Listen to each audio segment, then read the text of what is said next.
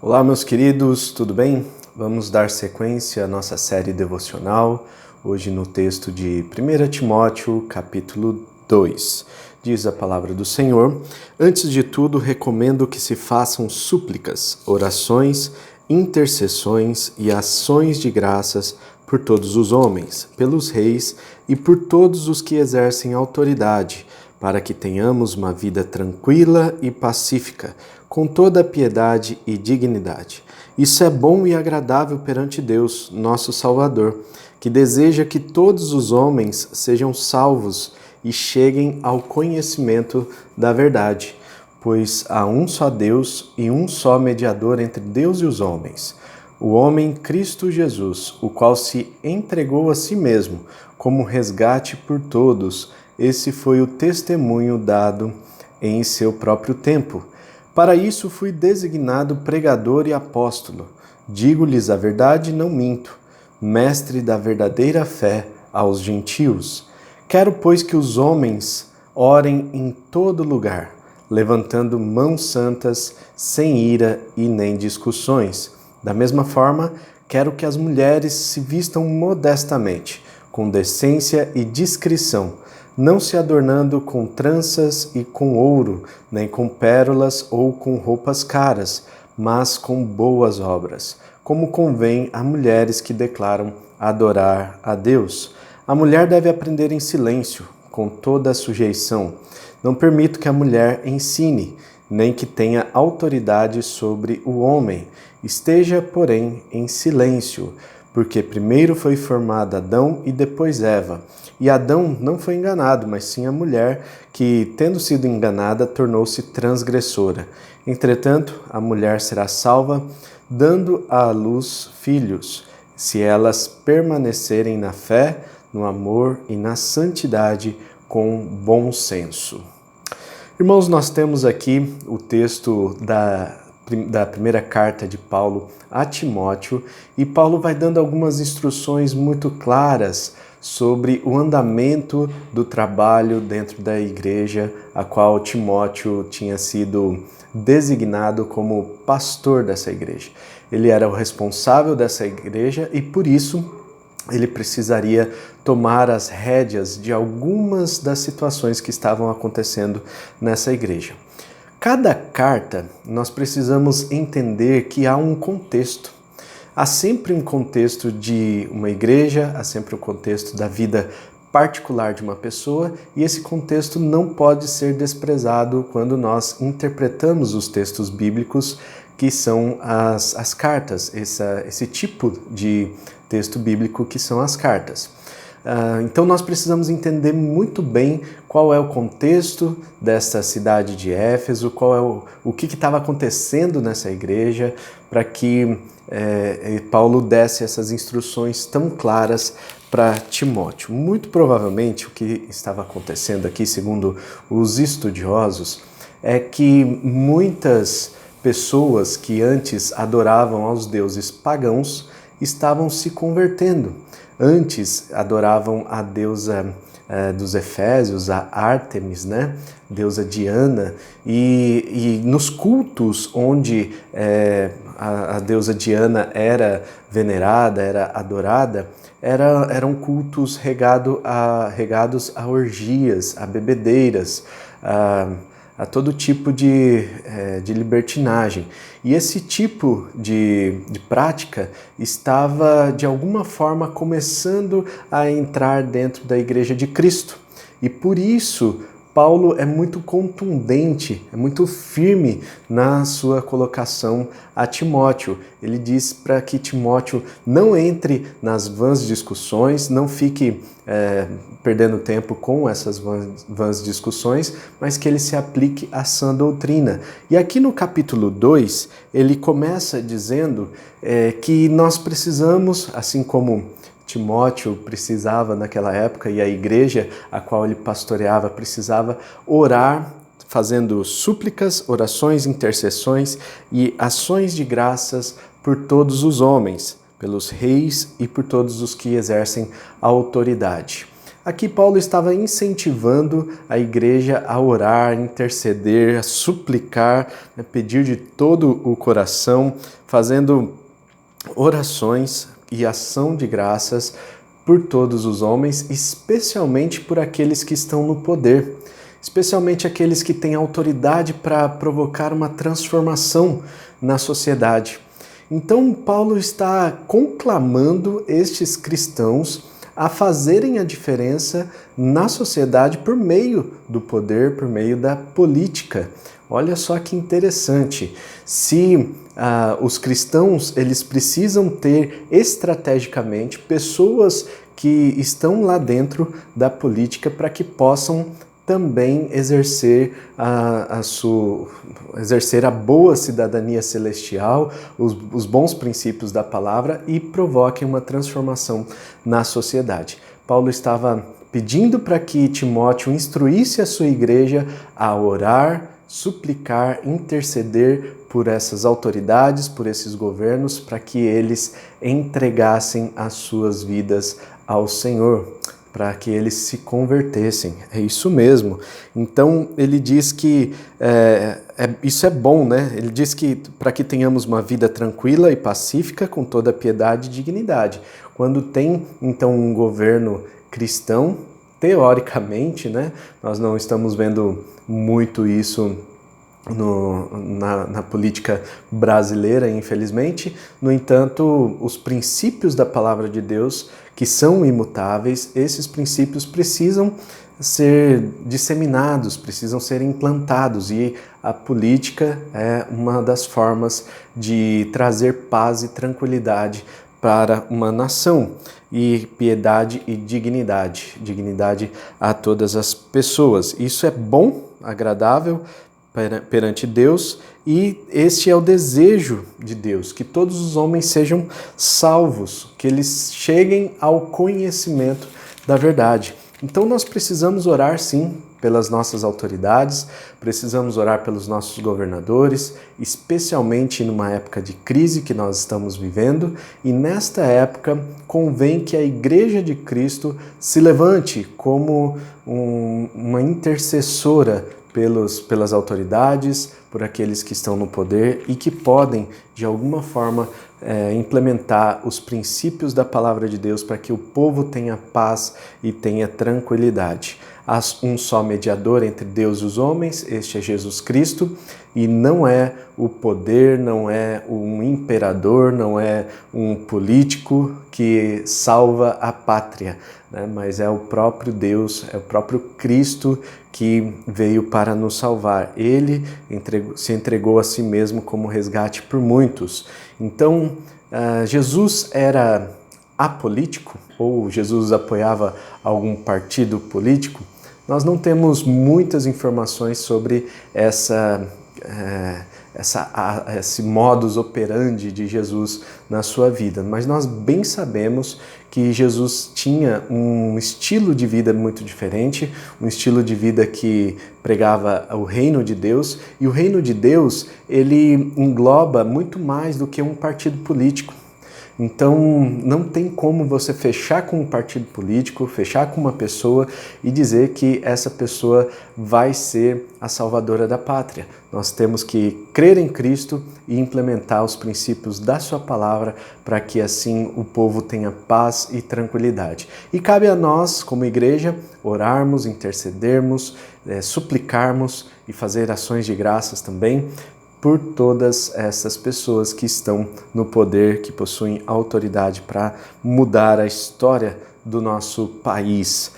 Então Paulo, ele diz que ele conclama os crentes a fazer essa oração, essas súplicas, essa intercessão pelos reis, por todas as autoridades, mas ele diz também que ele foi designado pregador e apóstolo, mestre da verdadeira fé aos gentios. E isso é muito interessante porque Paulo, ele conclama a igreja a fazer isso como se fosse a sua missão, como se fosse a missão da igreja, dada a importância dessa tarefa de nós orarmos e intercedermos por todas as autoridades. Assim como ele descobriu em si mesmo que o chamado dele, a sua suprema vocação era ser pregador e apóstolo, ou seja, enviado com uma missão, este é o significado da palavra apóstolo, assim também a igreja possui uma missão, uma vocação, que é orar e interceder por todas as autoridades. No versículo 8, irmãos, diz aqui: quero, pois, que os homens orem em todo lugar, levantando mãos santas, sem ira e sem discussões. É muito bonito quando nós vemos um exército de homens se levantando em oração, se levantando para a transformação de uma sociedade. Nós não estamos falando que a mulher tem menos valor, não é isso, mas o que eu quero dizer é que é muito bonito ver homens realmente se levantando nesta nação, homens se levantando dentro de suas igrejas, dentro de suas casas, como verdadeiros sacerdotes, pregando a palavra de Deus, orando, intercedendo, levantando as mãos santas. Não é qualquer mão, mas as suas mãos precisam ser santificadas. Isso é muito interessante, que eu lembro, toda vez que eu leio esse texto, eu lembro de um episódio que aconteceu logo no início do meu ministério pastoral, que eu cheguei na igreja e eu preguei naquele dia, e no final do culto eu fiz uma oração, e durante a oração eu abri meus olhos para olhar para a assembleia, para o público que estava ali presente na igreja, e de repente eu vi um homem com as mãos levantadas, orando, intercedendo e clamando de todo o coração. Esse homem tinha quase 2 metros de altura por 2 de largura, era um cara muito grande, e ele estava orando fervorosamente, e aquilo tocou meu coração de uma forma tão grande que eu lembro toda vez que eu leio esse texto, eu lembro desse homem que estava orando, que estava com as suas mãos levantadas, que estava clamando pelo seu lar, estava clamando pela sua vida, e ali estava colocando o seu coração, se derramando diante de Deus. E é muito bonito ver isso, e eu me emocionei naquele dia, e toda vez que eu lembro desse fato, eu me emociono também, porque essa é uma conclamação bíblica para que nós, homens, tomemos uma postura diante da nossa sociedade, diante da nossa casa, como verdadeiros sacerdotes que somos e responsáveis pela vida espiritual da nossa casa. E nós precisamos assumir esse papel como homens de Deus, como pessoas que adoram a Deus. Nós precisamos assumir essa responsabilidade de sacerdócio dentro dos nossos lares. E aqui diz que os homens, eles precisam orar em todo lugar. Isso é muito bonito de ver quando acontece esse movimento de homens orando em todos os lugares da cidade, realmente entregando essa cidade para Deus. Enfim, esse é um movimento que nós precisamos clamar e precisamos também nos levantar e nos organizar como homens para que possamos ver essa transformação da nossa sociedade. E diz também sem ira e nem discussões. O homem é uma beleza para discutir, né? Qualquer coisinha já está discutindo, né? Então, quando um homem ele tem as suas mãos santas, ele vai com certeza se livrar de toda ira e de toda discussão. Ele vai se levantar como um grande sacerdote, como uma pessoa que realmente vai levar a verdade do Evangelho para todas as pessoas. Da mesma forma, quero que as mulheres se vistam modestamente, com decência, discrição, não se adornando com tranças e com ouro, nem com pérolas ou roupas caras, mas com boas obras, como convém às mulheres que declaram adorar a Deus. E aqui Paulo está chamando a atenção de Timóteo para que traga esse ensino para a igreja de que as mulheres não precisam fazer um concurso de passarela, né, de beleza dentro da igreja. Muitas igrejas é isso que acontece, né? Não só mulheres, né? Às vezes até muitos homens ficam reparando nas roupas de um, de outro e esquecem de servir ao Senhor, de cultuar a Deus. É importante, então, que a pessoa se revista de boas obras e não de adornos, acessórios que não vão acrescentar nada para essa pessoa. Então, nós precisamos também entender aqui o contexto desta carta. E essa carta foi escrita para corrigir algumas coisas que estavam acontecendo dentro dessa igreja. Muito provavelmente as mulheres que estavam se convertendo lá dos templos pagãos, que antes participavam de orgias sexuais, eram prostitutas dos cultos ali, né? Elas estavam se convertendo, estavam indo para a Igreja de Cristo e achavam que a coisa ia ser igual, muito parecida. Então elas precisavam mudar o seu comportamento para que elas pudessem ter esse ensino correto, né? Pudessem aprender antes de querer ensinar a outros. Muito provavelmente o que estava acontecendo é que essas mulheres chegavam e já queriam ensinar, já queriam ter os seus lugares de liderança. E aí Paulo é muito radical aqui na sua postura. Ele diz que a mulher deve aprender em silêncio, com toda a sujeição. Ele diz que a mulher, ela precisa ficar em silêncio dentro da igreja e respeitar a autoridade do homem. Ele é muito firme em afirmar isso porque nós bem sabemos aqui o contexto dessa igreja. Ele diz que não permite, Paulo fala assim, não permito que a mulher ensine na igreja. E isso é uma afirmação muito forte, né? E até uma base para muitas igrejas que declaram não haver o ministério feminino, né? Não pode ordenar pastoras e tudo mais. Enfim, muitas igrejas se utilizam desse texto para fazer essa prerrogativa aí, essa determinação de que a mulher não pode ministrar no culto, mas isso é uma questão contextual e nós precisamos sim entender que as mulheres têm um papel fundamental no ministério, não só da igreja atual, mas na igreja antiga. Quando Jesus Cristo estava no seu ministério público, vamos assim dizer, ele tinha muitas mulheres que serviam, não só ele, não só a equipe que andava com ele, os apóstolos, mas ele tinha algumas mulheres que também ministravam. Então, essa ideia de que não existe um ministério feminino é uma ideia a partir desse versículo, que é uma interpretação parcial das Escrituras Sagradas. Aqui, depois ele diz que foi Eva que foi enganada. Beleza, nós podemos concordar aqui que realmente Eva foi enganada, mas assim também Adão foi muito bananão, né? Então Adão não assumiu a sua postura como sacerdote na sua casa, ele se permitiu ser um transgressor também, afinal a mulher comeu o fruto e deu ao homem e o homem comeu também. E, portanto, os dois se tornaram transgressores, não apenas a mulher, mas os dois comeram do fruto.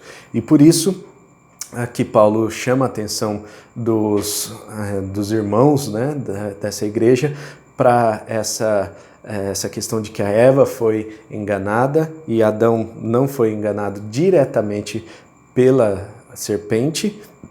No entanto, Adão foi enganado pela sua própria mulher.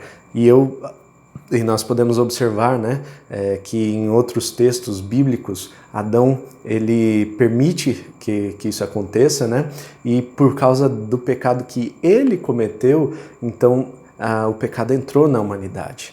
não foi por causa da Eva em si, mas por causa do pecado que ele cometeu.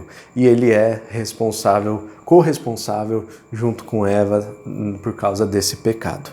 Mas diz no versículo 15, para encerrar aqui o nosso texto de hoje: entretanto, a mulher será salva dando à luz filhos, se elas permanecerem na fé, no amor e na santidade com bom senso. Então, Paulo dá algumas instruções aqui para as mulheres não ficarem tão preocupadas com a sua atuação ministerial, mas a mulher, ela será salva se ela fizer aquilo que está nas suas mãos para fazer, aquilo que é responsabilidade dela fazer. Então, aqui diz dar à luz aos filhos. Então, se ela é responsável por isso, se ela tem essa tarefa e se ela é uma boa dona de casa, essa mulher também será salva. Também está fazendo boas obras, também está fazendo muito bem para sua família, está fazendo bem para sua adquirindo aí, né, a salvação, no sentido de que ela está praticando as boas obras de uma mulher que é salva, e ela deve permanecer na fé, no amor, na santidade, com bom senso. Irmãos, nós precisamos entender que este era o contexto da carta e por isso a gente precisa ver esses pormenores, né, para que a gente não caia na tentação de fazer uma interpretação parcial desse texto e concluir que as mulheres precisam ficar caladas dentro da igreja.